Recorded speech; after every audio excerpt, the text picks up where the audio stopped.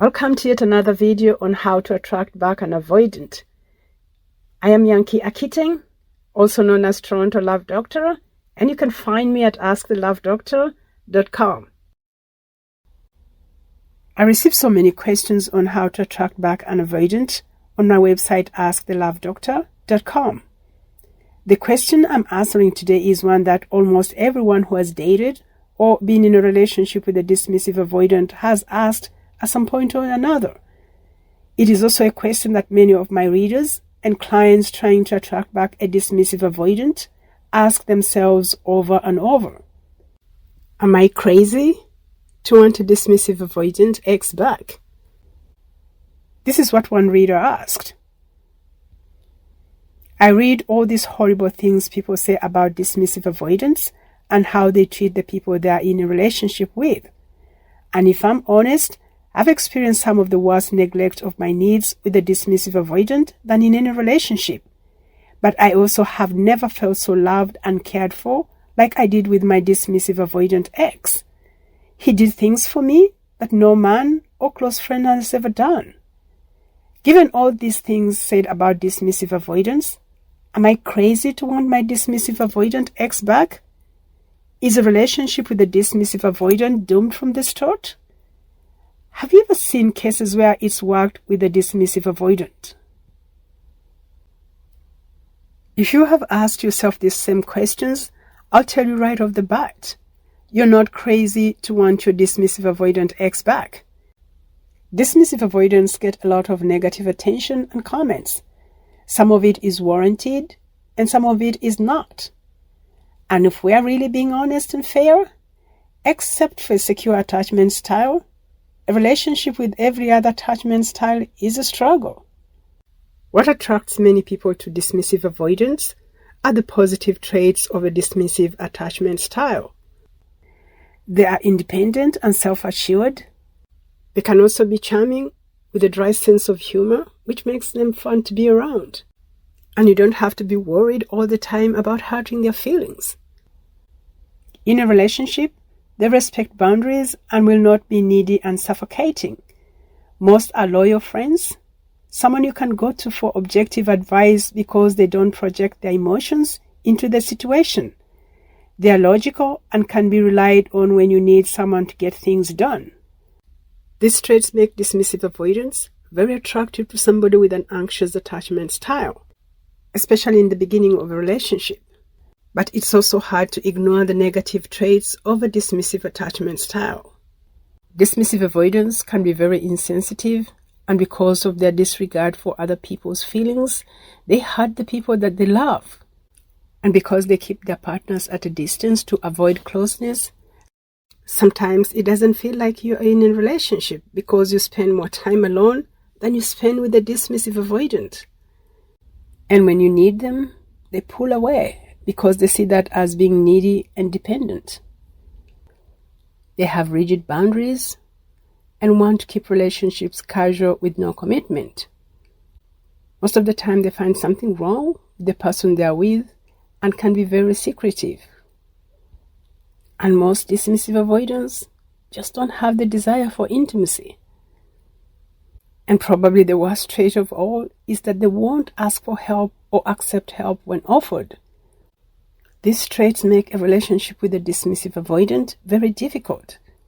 And sometimes, however much you love them and want to be with them, the relationship just can't work. The questions you need to ask yourself are, what do you really need in a partner? What makes you feel safe, secure, and fulfilled in a relationship? If a dismissive avoidant ex doesn't change, can you still be happy in a relationship with them?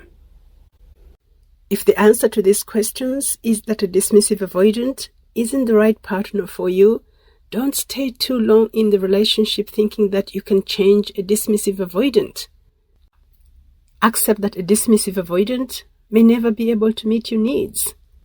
And if this is making you so miserable that it's affecting your mental health, then there is no point in being in a relationship.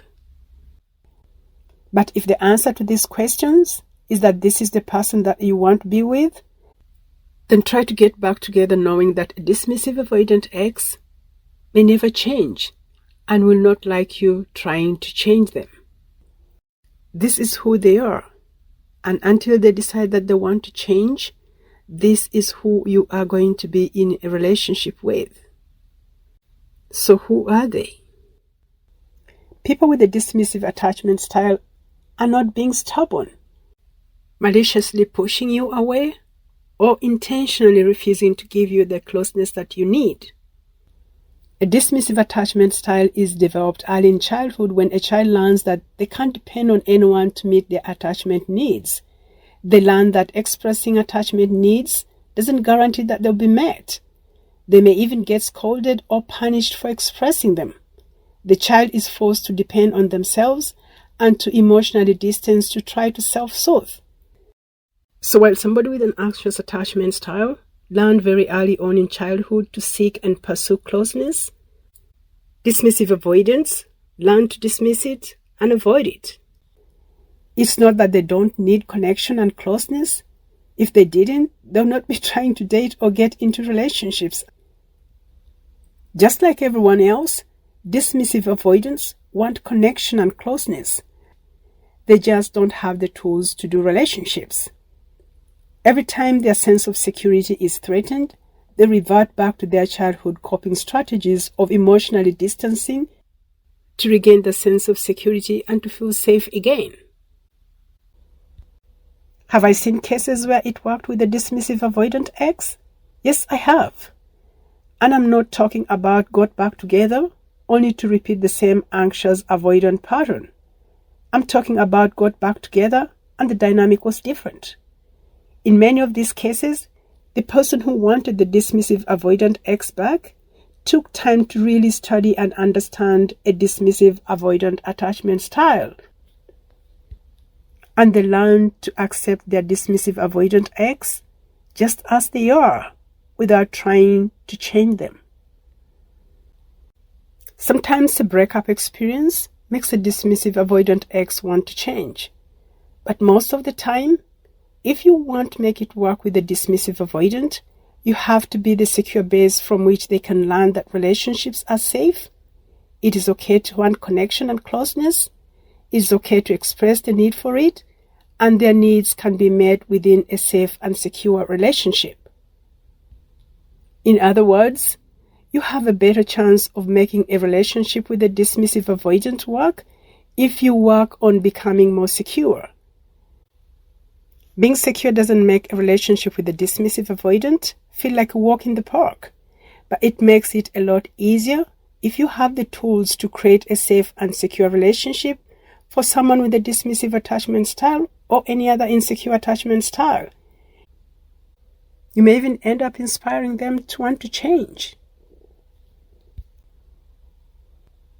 If you find my videos helpful, please subscribe to my channel.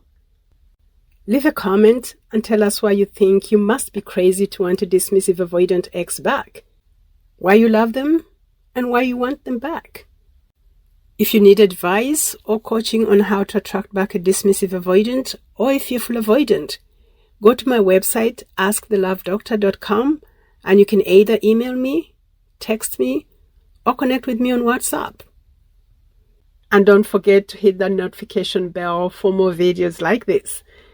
Until the next video, stay safe and stay loving.